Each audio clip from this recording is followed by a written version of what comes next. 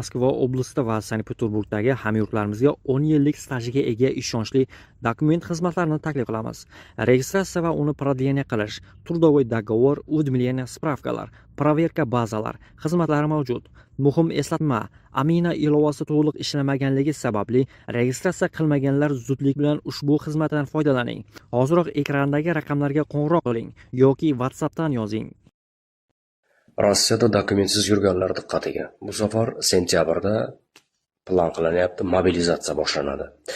Ha, dokumentsiz eplab yuribman, osh bo'lsin, yuring, har doim sog' salomat bo'ling. Lekin sentyabrda bo'layotgan mobilizatsiyaga siz na shtraf, na deport, na sud hech narsa bo'lmaysiz. To'g'ri.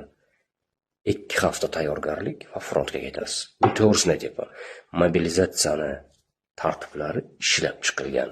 Biz o'qidik bu narsani. Sizlar uchun alohida kategoriya bor yerda. Qayting. Mobilizatsiya sentyabrga plan qilingan, balki oktyabrda bo'lar, balki undan oldinroq bo'lib qolar. Boshlandimi? Qayting. Aeroportdan o'tkazib qo'yayotgan odamlar bor-ku, o'shalar bilan kelishib qayting. Kechirilmaysiz. Qo'yib yubormaydi. Front ko'p ketadi. Men ochig'ini aytyapman sizlarga. Men hozircha shuni o'qidim. Rossiyada chet elliklar ustidan nazorat qilishning yangi qattiq qoidalari joriy etilmoqda. Huquq himoyachilari buni raqamli bo'yinbog' deb atamoqda. Asosiy o'zgarish chiqarib yuborish rejimi va nazorat qilinadigan shaxslarning maxsus reyestri bo'ldi. Ushbu ro'yxatga politsiya mamlakatda bo'lish uchun qonuniy hujjatlari bo'lmagan barcha migrantlarni, shuningdek deportatsiya qilinish yoki kirish taqiqlanishi xavfi bo'lganlarni kiritadi. Ushbu ro'yxatdagi shaxs deyarli barcha huquqlarni yo'qotadi. Unga kvartira va mashinalar sotib olish, rulga o'tirish, biznesni ro'yxatdan o'tkazish va nikoh tuzish taqiqlanadi. Shuningdek, banklarda yangi hisobvaraqlar ochish va boshqa odamlarga oyiga 30 ming rubldan ortiq pul o'tkazish mumkin emas. IIV ruxsatsiz Rossiya bo'ylab harakatlanish ham taqiqlanadi. Chiqarib yuborish rejimi to'g'risidagi qonunni Vladimir Putin 2024-yil 8-avgustda imzolagan. Reyestrning o'zi va yangi qoidalar esa 2025-yil 5-fevralda ishga tushdi. Ushbu o'zgarishlar 100 minglab odamlarga ta'sir qiladi. Ichki ishlar vazirining birinchi o'rinbosari Aleksandr Garovoyning so'zlariga ko'ra, reyestrga mamlakatda noqonuniy ravishda bo'lib turgan 739 mingga yaqin kishi kiritilishi mumkin. IIV statistikasiga ko'ra, hozirda Rossiyada jami 6,1 millionga yaqin chet el fuqarosi yashaydi. Shu bilan birga butun 2024-yil davomida mamlakatdan 100 mingdan ortiq migrant chiqarib yuborildi. Bu avvalgi ko'rsatkichlardan ancha ko'pdir. Reyestrdan tashqari rasmiylar kelganlarni to'liq kuzatish texnologiyalarini joriy etmoqda. Moskvada 2025-yildan boshlab barcha shaxsiy ma'lumotlar yozilgan, chipli va QR kodli elektron migrant kartalarini berish bo'yicha pilot loyiha ishga tushirildi. 2024-yil 1-dekabrdan boshlab biometriya topshirish, ya'ni barmoq izlari va fotosurat orqali tekshirish Moskvaning Sheremetyevo, Domodedovo, Vnukovo, Jukovskiy aeroportlariga kirishda, shuningdek Orenburg viloyatidagi Mashtakova chegara punktida majburiy bo'ldi. Kelajakda barcha migrantlarga telefonlariga maxsus dastur o'rnatish majburiyati yuklanadi. U geolokatsiyani sutkasiga 24 soat davomida politsiyaga uzatib turadi. Agar dastur o'chirib tashlansa yoki ruxsat etilgan joydan chiqib ketilsa, shaxs darhol qidiruvga beriladi.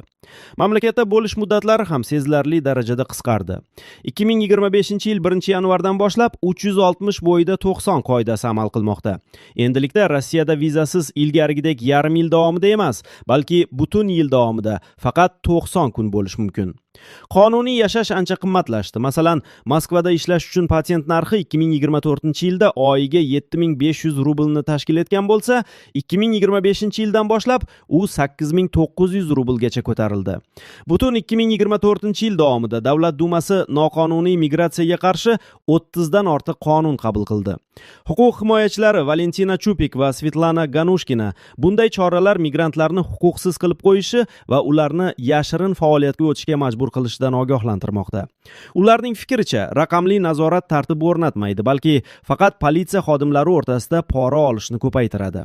Shu bilan birga Rossiya ish beruvchilari ishchi kuchining o'tkir yetishmovchiligidan shikoyat qilmoqda. Bu haqda Boris Titov TASS bilan suhbatda ma'lum qilib, Rossiya iqtisodiyoti chet ellik ishchilardan juda bog'liq ekanligini, yangi to'siqlar esa biznesning ishlashiga xalaqit berayotganini ta'kidlagan. Mamlakatda ishsizlik tarixiy minimum 2,4% ga tushdi. Shu sababli zavodlar va qurilishlarda ishlaydigan odamning o'zi yo'q.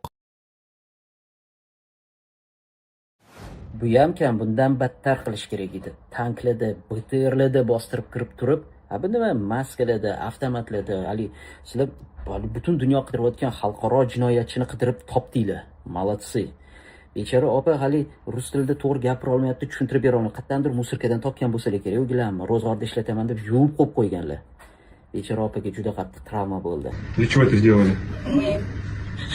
Я просто мозг нашла вчера это. Я хочу мыть пойти. Что хотите? Я хочу мыть. Ekran ortida opamizga konfet, shokolatlab berishadi. Ular qiynashmaydi. Bratskiy narodga qo'llarni qayirib, urgan holatlar bo'lmaydi. Bu gilamni ham ishlab chiqazgan aybdor emas, mana shu opa aybdor. Opajon siqilmang. Xudo xolasa biz bittamiz. Bu video tegishli insonlarga yetib boradi degan umiddaman va xudo xolasa tez orada vatanga qaytasiz. Qo'llab-quvvatlaymiz. Xudo xolasa opamizni chiqazib olamiz. Opa, sizga kuch-quvvat. Toshkentdan Yekaterinburg va Ufaga yangi reyslar avgust va sentyabr oylarida yo'lga qo'yiladi. Parvozlar Centrum Air tomonidan amalga oshiriladi. Toshkent Yekaterinburg yo'nalishi bo'yicha parvozlar 10-avgustda boshlanadi va ular chorshanba hamda yakshanba kunlari amalga oshiriladi. Ufaga parvozlar 3-sentyabrda boshlanib, payshanba va yakshanba kunlari amalga oshiriladi. Bilasizlar, men Sankt-Peterburgdaman. Videoni oxirigacha ko'rmasalaring bo'lmaydi. Agar ko'rishni xohlamasalaring o'zlaringning hayotlaringga mavjud minus tomoni bo'lishi mumkin. Men hozir Petorchkaga kirdim, magazinga. Petorchka magazinda oldi 2-3 ta yosh bolalari, qizlar bor ekan. Menga sigaret olib bering dedi. Men chekishga, ichishga men qarshiman, yo'q deb magazinga kirdim, ishimni bitirib chiqdim. Keyin chiqqanimdan keyin sal nariroqqa yursam, Melisa mashin turibdi, bolalar oldiga borib bir narsalar deyapti. Ular meni pastava qilmoqchi bo'ldimi yoki bu yangicha pul topish yo'limi yo yangicha pastavami bu bilmadimmi? Sizlardan iltimos, siz meni Peterdadirsiz, Rossiyani qayerdadirsiz, siz meni O'zbekistondan kuzatadigandirsiz, boshqa shaharlardan kuzatadigandirsiz. Mana shu videoni Rossiyada yurgan tanishlaringga tashlab qo'yinglar. Shtobe 8 ga kirmagan yosh qizlar, yosh bolalarga spirtnoy, sigaret, shunaqa narsalar olib bermasin. Chunki hozir shunaqa yangi yo'l chiqibdi, pastava qilib yoki qanaqadir prokatol yozadim yoki qanaqadir pulimni olmoqchi bo'ldimi, shunaqa vaziyat bo'ldi. Sizlar bilan bo'lishmoqchi bo'ldim shu vaziyatda. O'zingizlar ehtiyot qilinglar.